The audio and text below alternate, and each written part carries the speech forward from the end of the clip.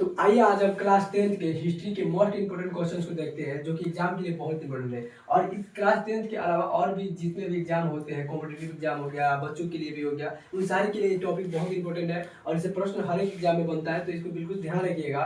और यहाँ पे हम लोग बहुत बातें करेंगे, यहाँ पे टोटल 9 प्रश्न के, और 9 प्रश्न जो है ना और चैप्टर 1 से लेके और चैप्टर 8 तक है, यानी हिस्ट्री क्लास के 10वीं क्लास के हिस्ट्री बुक से 1 से लेके 8 तक है, ठीक है।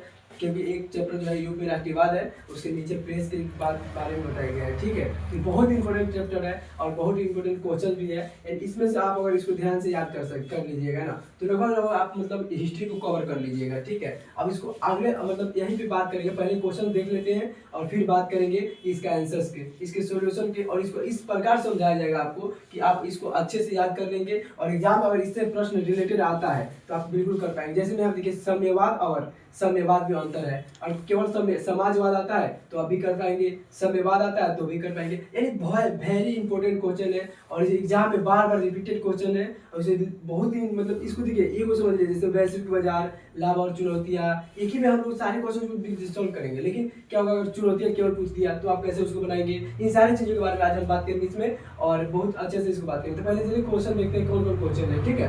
पहला जो आपका क्वेश्चन है क्या है, राष्ट्रीयता क्या है। आपका पहला जो क्वेश्चन है क्या है, राष्ट्रीयता क्या है, ठीक है। राष्ट्रीयता क्या है सबसे इंपॉर्टेंट चैप्टर है और सबसे फर्स्ट चैप्टर का ही क्वेश्चन है, ठीक है। राष्ट्रीयता क्या है इसको ध्यान रखिएगा, हम अभी डिस्कस करेंगे कि क्या होता है, किसके बारे में क्या होता है, सारे विस्तार एक्सप्लेनेशन। 2 नंबर जो क्वेश्चन है क्या है, जर्मनी के एकीकरण में इस्तेमाल की रक्त और तलवार यानी रक्त और लौ की नीति का जो है अवलंबन यानी नीति का अर्थ क्या है, इसके बारे में पढ़ना है हम लोग को। तीसरा जो चैप्टर है, तीसरा मतलब दोनों एक ही चैप्टर का क्वेश्चन है, करेक्ट, समाजवाद और साम्यवाद में अंतर। अब देखिए इससे प्रश्न कैसे पूछेगा, समाजवाद क्या है, समाजवाद की क्या कठिनाइयाँ थी, क्या उसे प्रभाव हुआ, ये सब चीज़ें पूछेगा। ये सारी चीज़ों को हम बात करेंगे फिर, ठीक है। यहाँ पे देखिए 4 नंबर क्या है, रूसी बेल्शेविक क्रांति यानी जो 1917 में हुआ था, ठीक है, कि मुख्य कारण लिखिए, ठीक है। इसके मुख्य 2 कारण लिखना है, कितने कारण लिखने हैं हम लोग को, 2 कारण लिखना है, ठीक है। तो ये भी बहुत इंपॉर्टेंट है और इसमें हम लोग जब कारण समझेंगे ना तो इसके बारे में समझेंगे कब हुआ था, क्या इसमें मतलब किसका योगदान रहा, क्यों होने का कारण क्या था, इन सारी चीज़ों के बारे में डिस्कस करेंगे, ठीक है। तो वीडियो को लास्ट में देखिएगा क्योंकि लास्ट में ही इसका जो है फायदा होने वाला है आपको, ठीक है।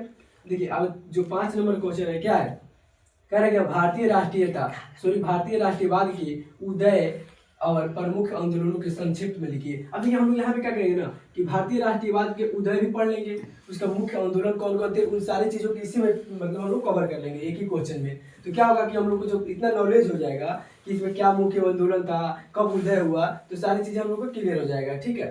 बात करेंगे 6 नंबर क्वेश्चन के बारे में, और जो 6 नंबर क्वेश्चन है करेंगे औद्योगिकरण से पहले और बाद में अर्थव्यवस्था में क्या प्रमुख बदलाव आए, ठीक है। औद्योगिकरण से पहले और बाद में जो है अर्थव्यवस्था में क्या प्रमुख बदलाव आया, कैसे कैसे मतलब नई योजनाओं का विकास हुआ, कुटीर उद्योग समाप्त हुए, इन सारी चीज़ों के बारे में हम लोग इसमें डिस्कस कर लेंगे। और मतलब यहाँ पे हम गारंटी देते हैं क्या कि आप इस प्रश्नों को याद कर लीजिएगा ना, तो इससे हमें लगता है कि हिस्ट्री से जो आपका प्रश्न बनेगा वो आप बिल्कुल आसानी से कर पाएंगे, कोई आपको कन्फ्यूजन नहीं होगा, ठीक है। बात करेंगे 7 नंबर प्रश्न के बारे में।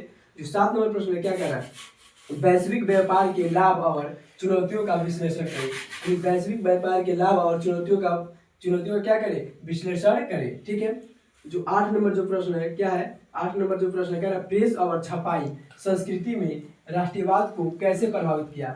जो प्रेस और छपाई जो मतलब अभी पहले क्या था, तो यहाँ पे जो प्रेस का जो विकास हुआ, छपाई होने लगी, तो क्या हुआ कि संस्कृति में क्या मतलब संस्कृति ने राष्ट्रीयवाद में क्या प्रभाव किया, यानी क्या प्रभाव पड़ा उसका, इन सारी चीज़ों के बारे में बात करेंगे। 9 नंबर जो क्वेश्चन है क्या है, इंडो चाइना में राष्ट्रीयवादी आंदोलन के मुख्य कारण लिखिए। देखिए सबसे इंपॉर्टेंट जो होता है ना मुख्य कारण, उसका मुख्य कारण, ठीक है। और अंतर भी 2-3 याद रखिएगा तो बहुत इंपॉर्टेंट रहेगा। देखिए जर्मनी के एकीकरण में बिस्मार्क के बाद क्या हो जाएगा, मेजनी के, उसके बाद से क्या हो जाएगा, तो बहुत सारी चीज़ हो जाएगा। उसके बाद सबसे इंपॉर्टेंट जो है मेजनी की जीवनी आप पढ़ लीजिएगा, मेजनी की जीवनी के बाद क्या गैरीवाडी की जीवनी पढ़ लीजिएगा, इन सारी चीज़ें से क्वेश्चन आपका बनता है, ठीक है।